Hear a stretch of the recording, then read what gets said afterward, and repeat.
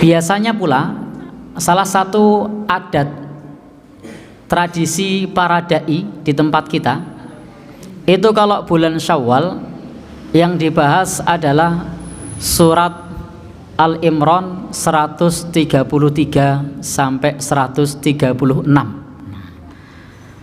Bapak Ibu, apakah ayat ini ada kaitannya dengan Syawal? Tidak ada.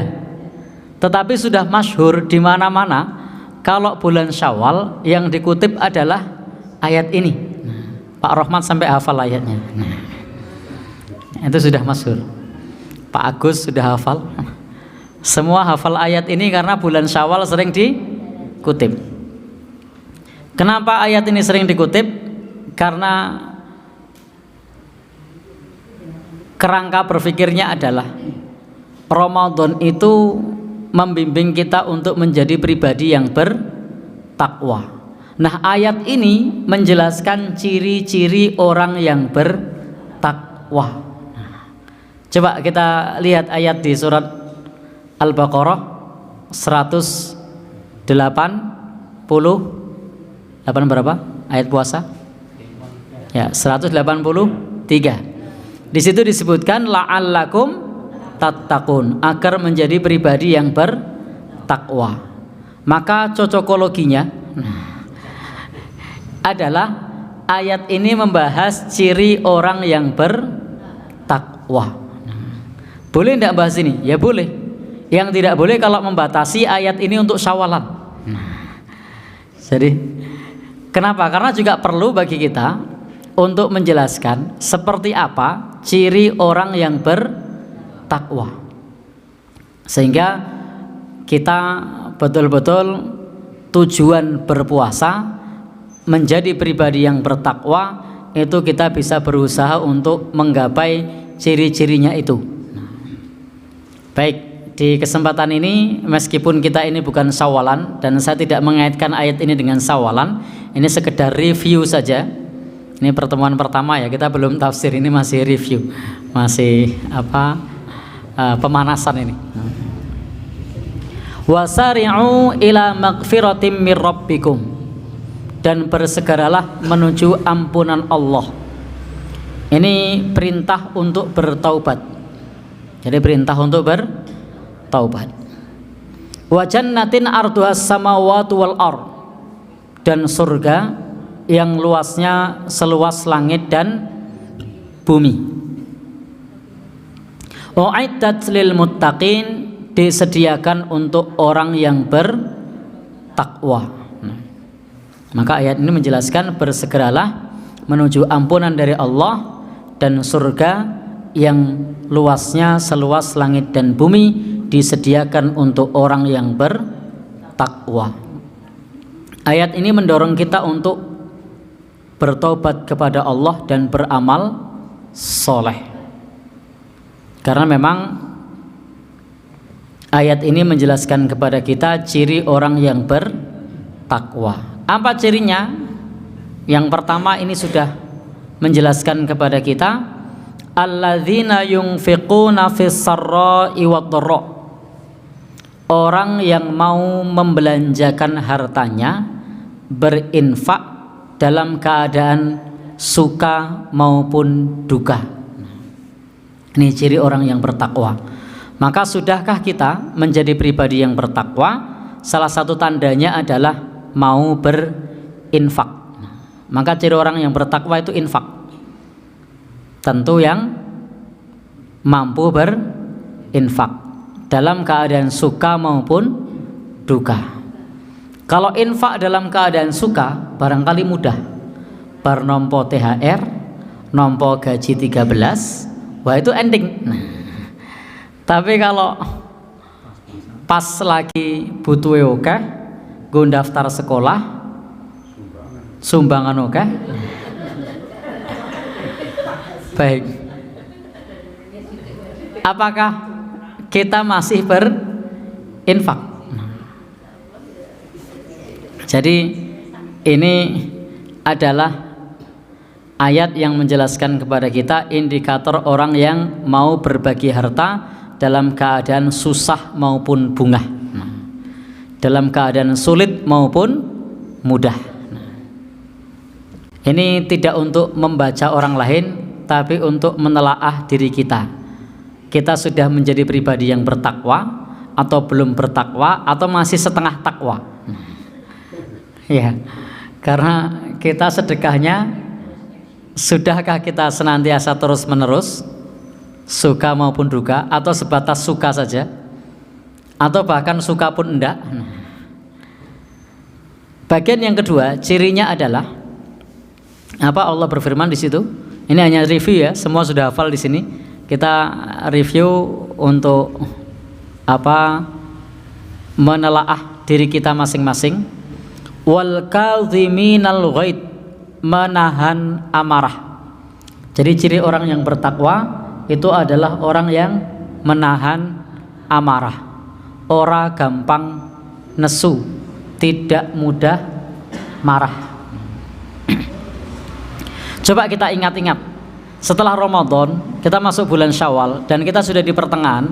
Apakah selama Ramadan sampai kemudian Syawal pertengahan ini sudahkah kita marah? Sudah. Baik. Nah, ternyata sudah marah. Padahal ciri orang yang bertakwa adalah wal kadhiminal ghaid, orang yang menahan amarah. Hari ini sudah marah? Oh sudah. Ternyata hari ini sudah marah juga. Ternyata menjadi orang yang bertakwa, kita pertahankan kualitas takwa itu tidak mudah. Bisa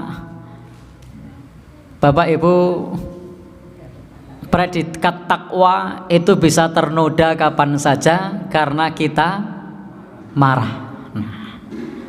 Jadi karena kita marah, maka Nabi bersabda, la taghdab walakal jannah, jangan marah, bagimu surga.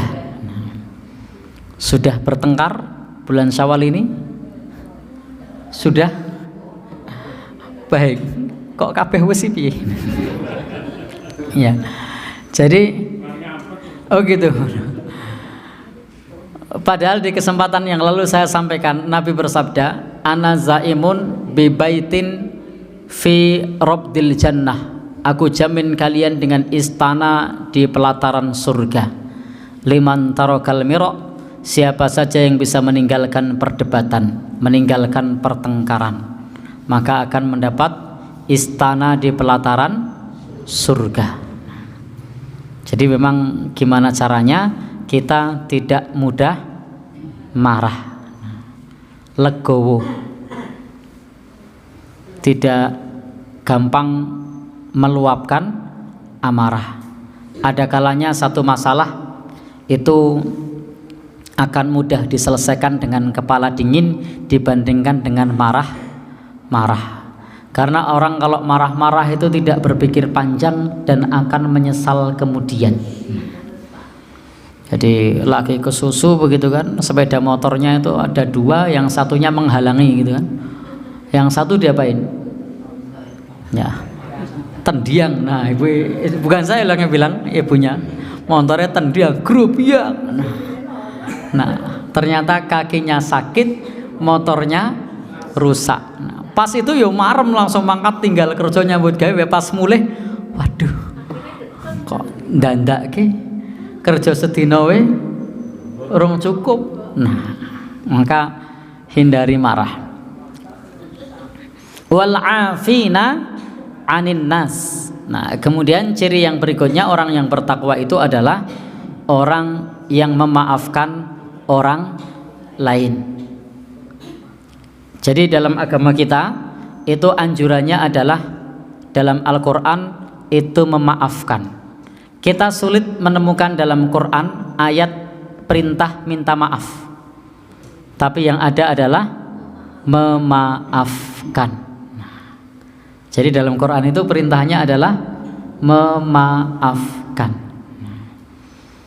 Kalau dalam hadis Nabi itu baru ada perintah untuk menghalalkan atau minta dihalalkan.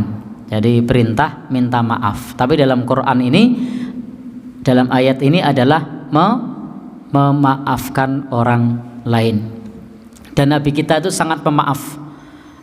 Kita pernah menyampaikan dalam satu peperangan namanya perang Dzatur Riqa, Nabi beristirahat selepas peperangan.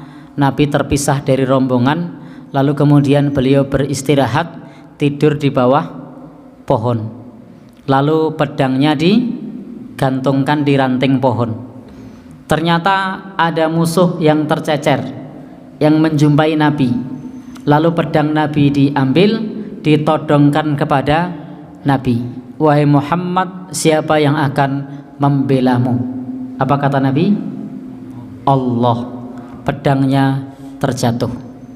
Maka dengan secepat kilat, maksudnya cepat sekali ya, Nabi mengambil pedang itu, kemudian balik nodong orang tadi. Siapa yang akan membelamu? Apa yang dilakukan orang ini? Minta maaf. Nah, dimaafkan tidak sama Nabi? Dimaafkan. Padahal orang kafir mau membunuh Nabi, ngancam Nabi, tapi dimaafkan oleh Nabi. Kira-kira kalau kita di situasi yang sama gimana? Di rumah kita tiba-tiba ada maling, nah, lalu kita ditodong. Ternyata qadarullah pada saat nodong itu ada kucing jatuh, nah, kaget. Kemudian ternyata senjatanya terjatuh, lalu dia minta maaf. Kira-kira dimaafin atau disuruh pulang?